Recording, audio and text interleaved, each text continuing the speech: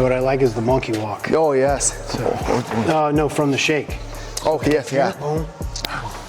Boom, boom, yes. Another thing that he did really well was long hooks rather than the short hooks. A lot of people hook short, be able to hook a little bit longer. So with that being said, from open stance, which one thing he did in one of his fights was hook shake, boom, cross roll, hook, boom. And it's outside my power zone the whole time because I'm trying to turn to find him.